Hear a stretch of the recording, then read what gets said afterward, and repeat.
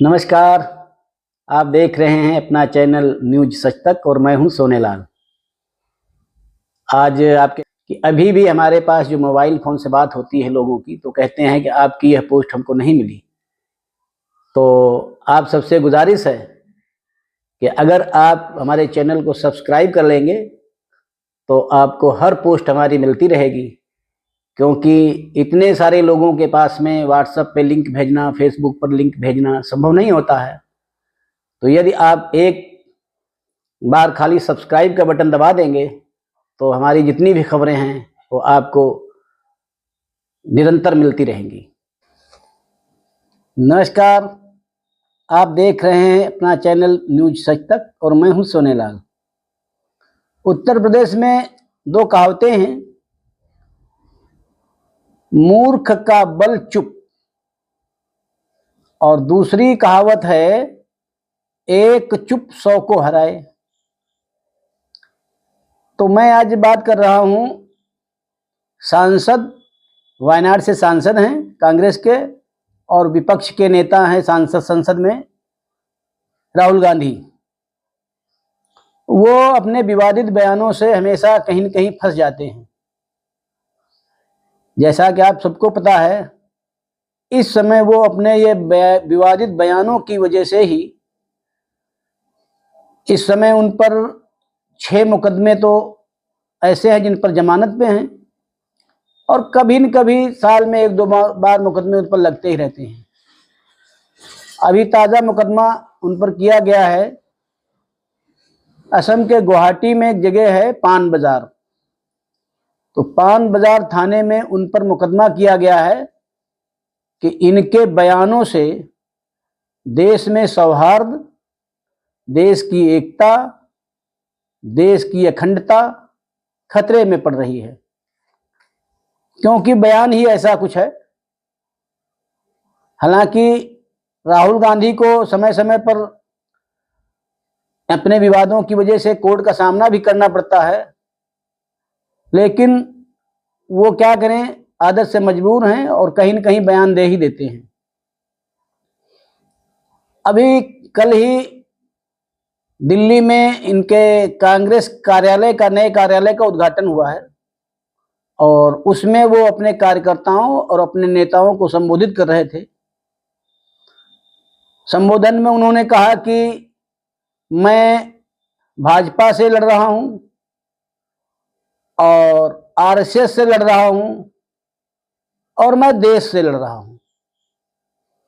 उनके कहने का मतलब ये था कि ये तीनों चीजें जो हैं हमारे खिलाफ हैं, हमारे विरुद्ध हैं। राहुल गांधी को ये नहीं पता है कि भाजपा तो राजनीतिक पार्टी है, लेकिन आरएसएस तो राजनीतिक पार्टी नहीं है। हालांकि यह भी सत्य बात है कि आरएसएस के तैयार किए हुए कार्यकर्ता ही भाजपा में अधिकतर हैं, लेकिन बार बार आरएसएस की आलोचना करके ये फंसते रहे हैं और इनको जवाब देते नहीं बनता है।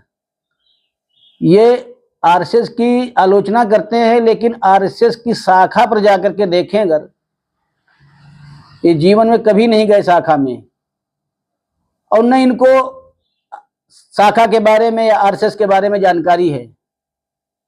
आरएसएस जो है सनातन को मानने वालों के लिए उनको जो है समर्थन देती है, और हमारे सनातन का विकास हो, हमारी संस्कृति का विकास हो, हमारे देश का भी विकास हो, ये सोच करके आरएसएस की विचारधारा रही है। हमेशा उन्हें आरएसएस ने देश को सर्वोपरि माना है। ऐसा नहीं कि आज भाजपा की सरकार है तब उनका ये नारा है।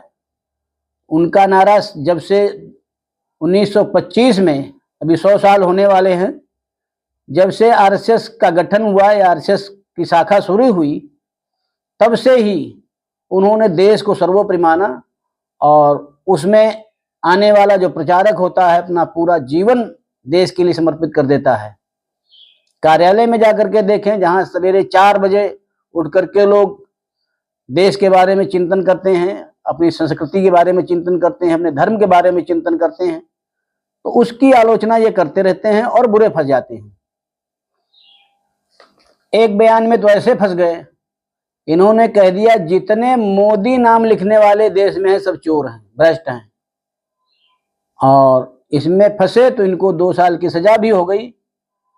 वो बात अलग की है कि रसूखदार आदमी है तो जमानत पर हैं। आप सोचिए अगर साधारण आदमी होता तो ये इतने मामलों में जमानत पर तो नहीं होता, वो जेल के अंदर ही रहा होता। इसमें सरकार की भी ढिलाई है, सरकार की भी कमी है कि इतने मामले हैं, इतने चल रहे हैं, तो ऐसे आदमी को जेल में रखना चाहिए, लेकिन जमानत पर है। चलिए जमानत का मामला कोर्ट का है तो कोर्ट को भी संज्ञान लेना चाहिए। जो छुट्टा घूमते हैं तो कुछ कुछ बोलते रहते हैं, इन पर लगाम लगनी चाहिए। तो ये है राहुल गांधी का रवैया। मैं कह रहा था आरएसएस जब संस्कृति, देश, धर्म की बात करती है, हालांकि चुनाव के टाइम में ये मंदिरों में भी टीका पाटा लगा कर घूमते हुए देखे जाते हैं, लेकिन बाद में इनका हिंदुत्व प्रेम कहाँ चला जाता है पता नहीं। इनकी एक भी फोटो, एक भी वीडियो अगर किसी के पास हो तो दिखाए, जब वो रक्षाबंधन मना रहे हों, जब वो दिवाली मना रहे हों, जब वो होली मना रहे हों, या और कोई भारतीय त्यौहार मना रहे हों। तो ऐसी इनकी आस्था उस समय जगती है जब चुनाव होते हैं। अभी दिल्ली में चुनाव होने वाले हैं तो वहां तो इनका सुपड़ा पहले से ही साफ है, लेकिन हो सकता है उस समय ये अपने जाड़ा चल रहा है, कोर्ट के ऊपर जनेऊ धारण करे हुए आपको मिल सकते हैं। तो राहुल गांधी हमेशा विवाद में रहते हैं, वो चाहते हैं हम विवादों में रह करके ही प्रधानमंत्री बन जाएंगे। ये उनकी नादानी ही कही जाएगी। कांग्रेस को चाहिए कि उनको शिक्षित करे इस मामले में, उनको बताए कि जिस राह पर चल रहे हैं वो उनके लिए आत्मघाती है, उससे उनका लाभ होने वाला नहीं है।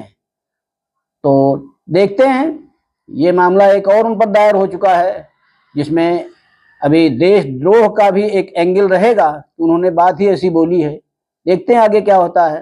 तब तक आप हमारे चैनल को देखिए, लाइक करिए, शेयर करिए और सब्सक्राइब करिए। धन्यवाद।